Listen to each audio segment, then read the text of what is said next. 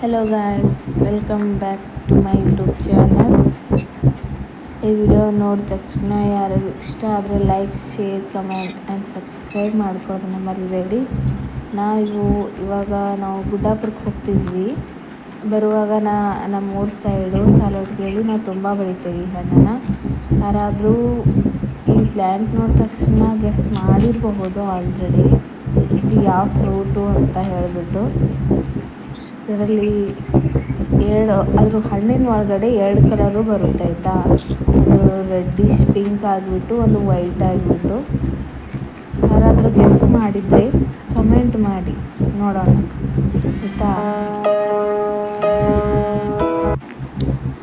ಮತ್ತು ಏನಿಲ್ಲ, ಟ್ರಿಪ್ಪಿಗೆ ಹೋಗಿದ್ವಿ, ದೇವಸ್ಥಾನಗಳನ್ನೆಲ್ಲ ನಮಸ್ಕಾರ ಮಾಡ್ಕೊಂಡು ಬಂದ್ವಿ.